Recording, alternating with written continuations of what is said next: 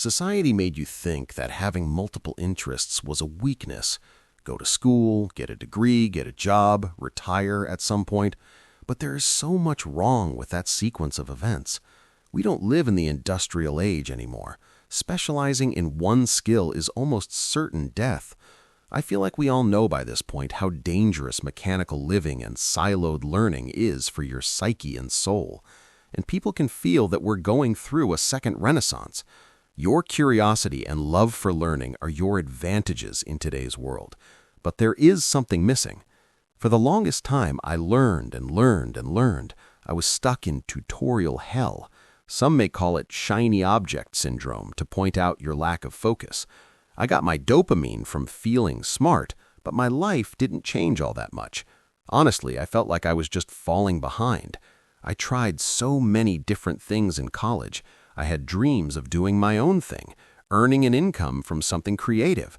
But after spending 5 years learning, I was met with the reality that I had to get the best job I could find just so I could survive.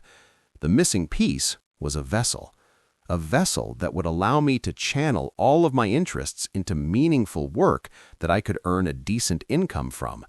If you've ever felt guilty for not being able to pick one thing, if you've been told to niche down when your mind wants to expand, if you've wondered whether there's a path you can take that doesn't lead to the misery you see in everyone else's eyes, this is the greatest time to be alive. Here are 7 of the most compelling ideas I could come up with. We'll start by understanding why having multiple interests is a superpower in today's world. Then I'll give you practical steps to turn that into your life's work. We have a lot to talk about, so I hope you're here for the ride. The 3 ingredients of individual success and the death of the expert. The man whose whole life is spent in performing a few simple operations generally becomes as stupid and ignorant as it is possible for a human creature to become. Funny you say that, Mr. Smith, because you created those people, and we're still dealing with the backlash. Specialization took over during industrialization because in a pin factory, for example, one worker doing every step could make 20 pins a day. Then workers, each doing one step, could make 48,000. So we built an entire world around this model. Humans became assembly lines working 9 to 5 because, frankly, governments don't serve the national interest, they serve their own interest. Corporations don't serve the employee's interest, they serve their own. Schools were designed to serve that interest. Their sole purpose was to create factory workers who were punctual and obedient. But this is no way to live. If you want to have specialized knowledge so that you could never run an operation, especially your own operation, then be dependent on schools for your education and jobs for your wage. Be duped into believing the promise that specialization is what makes a human valuable when it is clear that the system does not need you specifically to perform that task. In lies the distinction. If pure specialization makes people stupid and dependent, what makes an individual smart and sovereign? 3 ingredients: self-education, self-interest, self-sufficiency. Self-education is clear because if you want to achieve a result different from that of traditional education, you must direct your own learning. Self-interest raises some flags. It sounds selfish and short-sighted, which many people view as bad without thinking through it, but it simply means concern with one's own interest, because the only other option is to serve the interest of the organizations that compose society as it is, which we've discussed. In other words, follow your interest, because your interest can very well benefit others in a selfless way, depending on your level of cognitive and moral development. Oh, and by the way, indulging in short-lived pleasures, cheap dopamine, is usually not your interest, but the interest of corporations that benefit from your mindlessness. The truly selfish person, in Ayn Rand's view, is a self-respecting, self-supporting human being who neither sacrifices others to himself nor sacrifices himself to others. This rejects both the predator and the doormat. Self-sufficiency is the refusal to outsource your judgment, learning, and agency. If self-education is the engine and self-interest is the compass, self-sufficiency is the foundation that prevents your life's direction from being hijacked by another force. They collaborate but are not fully dependent. The generalist emerges naturally from this triad. Self-interest motivates self-education. You learn because it genuinely serves your flourishing, not because someone assigned it. Self-education enables self-sufficiency. You can only be sovereign over domains you understand. Self-sufficiency clarifies self-interest. When you're not dependent on others' interpretations, you can actually perceive what serves you. Most people pursue multiple interests as an escape from their work. When your interests become your work or your life's work, most of them start to filter out. When we look at every CEO, founder, or creative that we actually admire, they are generalists. They understand enough about marketing to direct it, enough about product to build it, and enough about people to lead them. But they also need to direct the ship. They need to learn and adapt when circumstances change. More importantly, they understand that ideas across domains complement each other and create a unique way of viewing the world, which allows them to catch novel ideas from the ether and translate them into market value. When we look at where the world is today, and if you understand the opportunities available to singular individuals, not just leaders, you will find that the options you have as a natural polymath are extensive. It should spark an immense amount of excitement in you. 2. You are living through the second Renaissance. Take advantage of it. Study the science of art. Study the art of science. Develop your senses, especially learn how to see. Realize that everything connects to everything else. Leonardo da Vinci. The ultimate moat, or the final competitive edge worth paying for, in my opinion, is an opinion. A perspective that only you can see, because the uniqueness of your life experience created it. That may just be the last thing anyone else can replicate.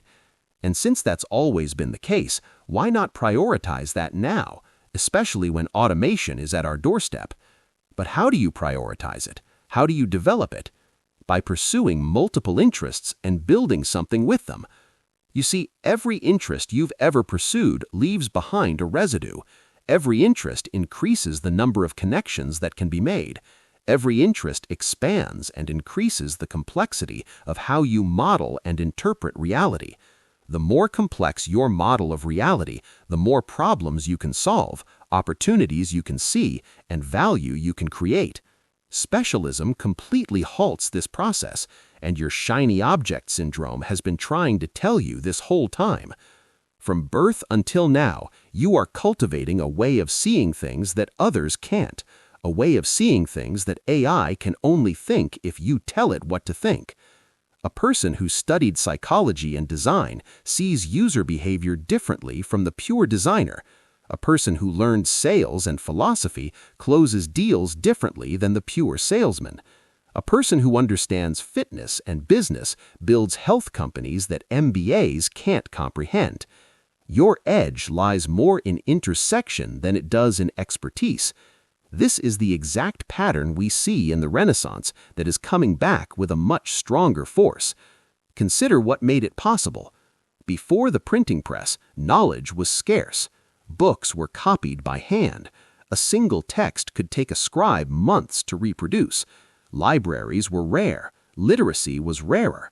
If you wanted to learn something outside your trade, you either had access to a monastery or you didn't learn it. Then Gutenberg changed everything. Within 50 years, 20 million books flooded Europe.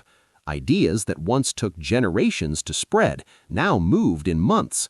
Literacy exploded. The cost of knowledge collapsed. For the first time in history, a person could realistically pursue multiple domains of mastery in a single lifetime. The Renaissance was the result.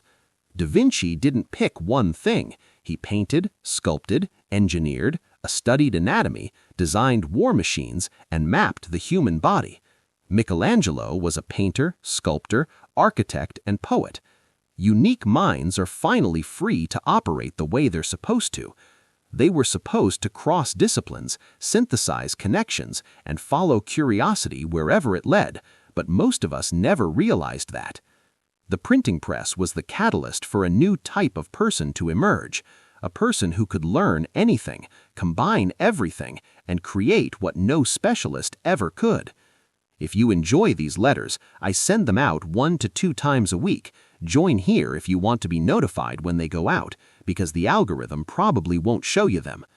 3. How to turn multiple interests into a lucrative way of life. A few things we know so far. You have multiple interests but feel like you can't keep learning forever. You have a love for interest-based self-education but have to carve out time outside of your career. You understand the need to become self-sufficient, but you feel like you don't have value worth paying for yet. You need to be able to adapt fast because we don't know what the future of work looks like. The question then is, how do we combine all of these things into one way of life? How do we combine learning and earning into something you can do for work? I'll try to make this as logical as I can. To make money from your interests, you need other people to become interested in them too. That part is trivial. If you became interested in something, other people can too. You simply must learn to persuade. Further, you need a way for them to pay you. In this context, that usually means you need to sell a product because you probably aren't going to find a job that allows you to express your interests, and investing in stocks or real estate to any effective degree requires a good amount of capital. In other words, you need attention. Attention is one of the last moats, because when anyone can write anything or build any software, which ones are going to win? The ones that people know about. You can have the greatest product in the world, but if nobody knows about it, the person who can capture and hold attention will run laps around you. As an aside, and if you've been keeping up with the tech space, no, I don't think everyone will just build their own software. Most people don't even spend 20 minutes cooking their own food. They would rather pay a few bucks for Uber Eats, and people have their own things they want to spend their time on. Back to the point. You need to become a creator. Now, before you cringe and leave, I don't exactly mean becoming a content creator. Well, it's complicated. I mean that the solution to stop creating for someone else because you need them to give you a paycheck is to create for yourself. Humans, by nature, are creators who were convinced that being a machine would lead to the American dream. We are tool builders at our core. We thrive in any niche because we create solutions to problems. If a lion were put in Alaska, it would not build shelter and clothing. It would die. A lion belongs in its own niche. The thing is, every business is a media business now. And remember, you need attention. Where is the attention? Mostly on social media, until the next attention preference platform comes around. You'll need to adapt at that point. So yes, if you have multiple interests, it would be wise to become a content creator. But it may be easier to think of social media as a mechanism to get your interests in front of other people. It is one piece of the puzzle to do independent work. Plus, that covers all of our bases. You love learning? Great. Reframe it as research, and now that's literally your main job. Most of the things I write about simply come from me learning about my interests and treating social media like I'm taking notes in public. You're already spending time learning, now just spend that time learning in public, and boom, you have the foundation of a business. You need to become self-sufficient? Well, you'd need a business to do that, and every business needs to attract customers, and you probably don't give 2 Fs about paid ads, SEO, or any other form of marketing. This is what trips many people up, because they are only used to doing one specialized task within a business as an employee. You need to be able to adapt. Amazing! You can build and launch new products to your audience as fast as you can build them. I have a solid audience, and if my next product were to fail, I have people who would be willing to invest, be a part of the team, or support the next product. You can build your little SaaS company, but if you don't have distribution, you are putting in marathons of extra legwork into getting capital, finding talent, and getting things off the ground. No other job or business model allows you to do just that with so much freedom. But how do you actually start building it? How do you tie all of this together? IV, how to turn yourself into a business. It's unfortunate that entrepreneurship and business have become dirty words that make people think they aren't qualified to take that path, so much so that when an opportunity comes up, they don't even notice it. If you've ever helped someone with your interests, you're qualified to start a business. They no longer require upfront capital. They are not reserved for unethical elites.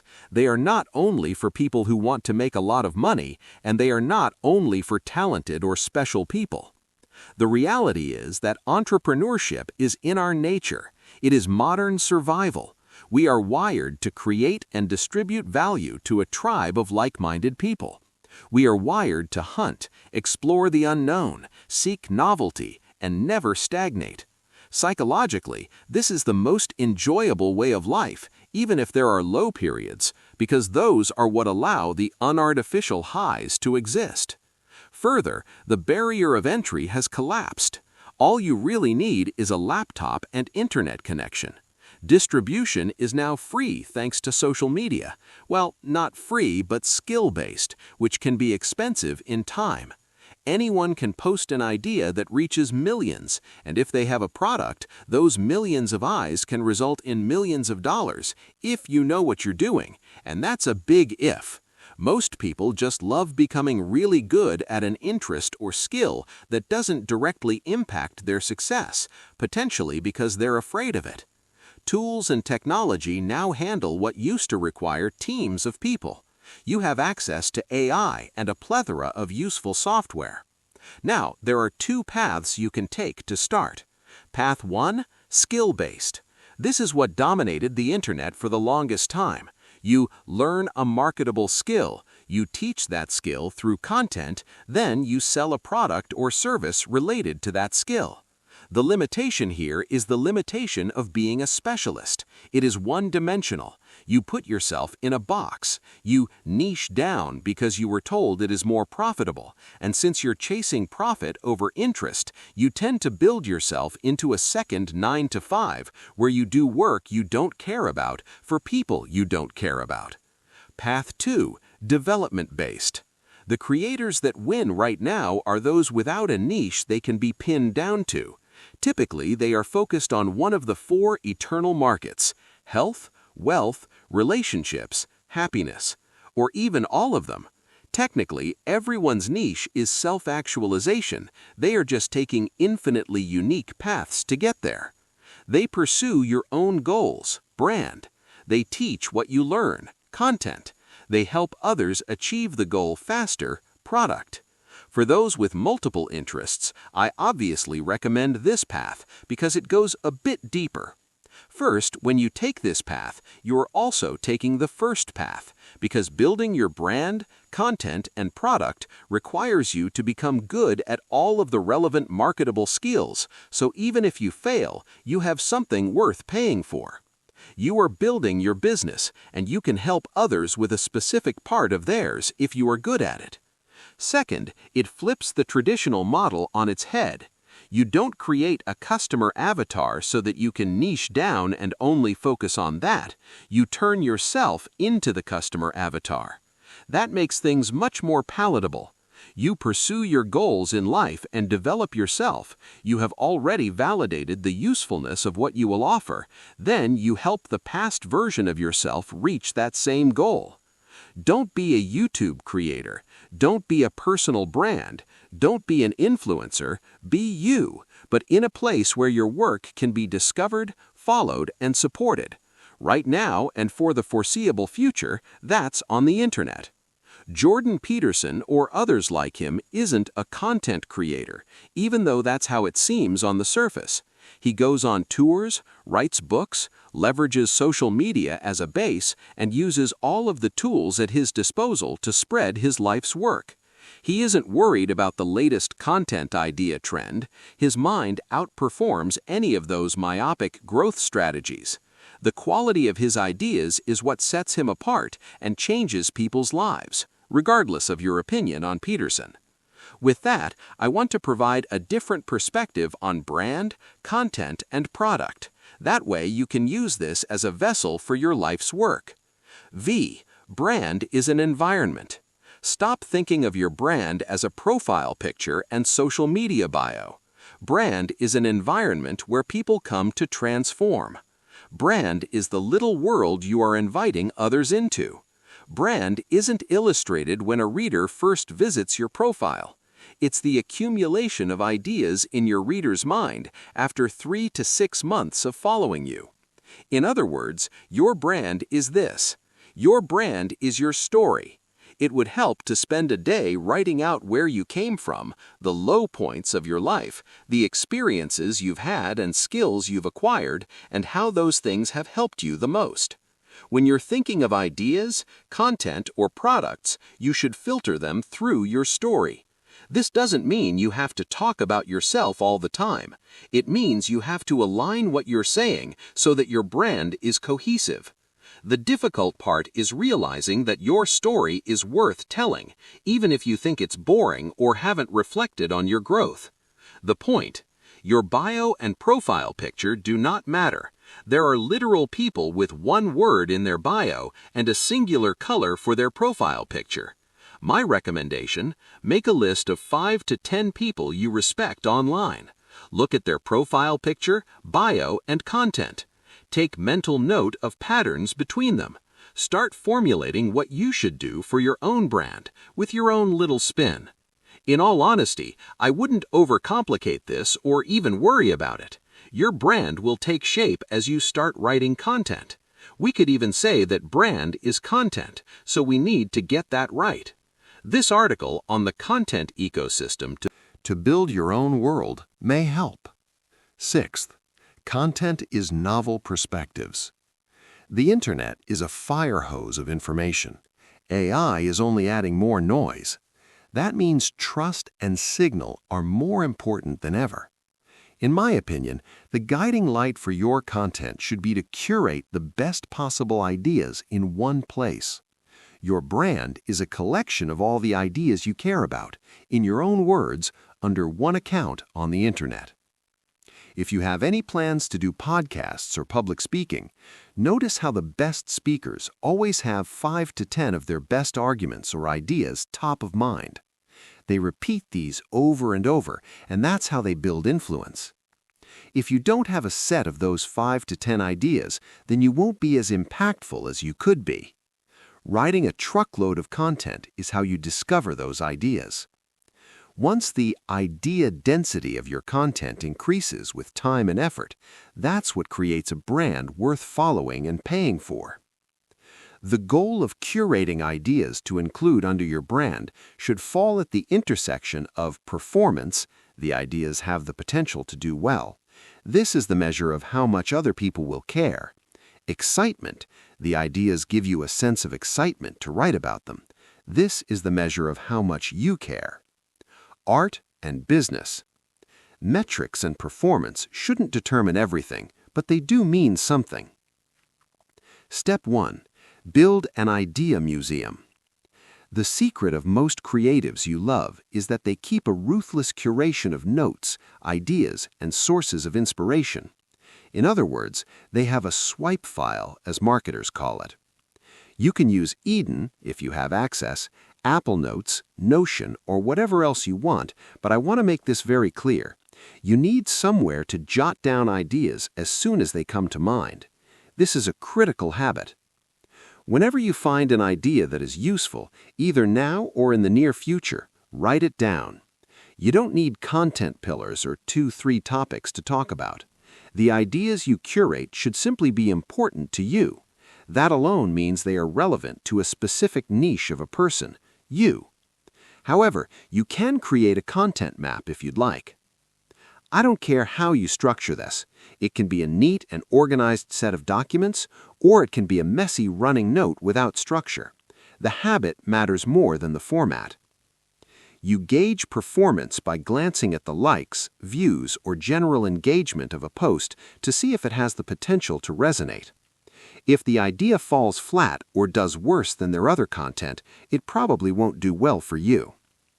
You gauge excitement by noticing when you feel as if you are wasting something valuable if you don't write it down. Step 2. Curate based on idea density. How do you start filling your idea museum? You need 3 to 5 sources of information that have high idea density. When I say idea density, I mean an idea that is high signal. It's difficult to explain how to find something that is high signal because that is subjective. It's dependent on your level of development, what's useful for you, your audience's level of development, what's useful for them, and your translation from one to another. The most basic piece of advice could be the most valuable thing in the world for someone else, but it may seem like common knowledge to you.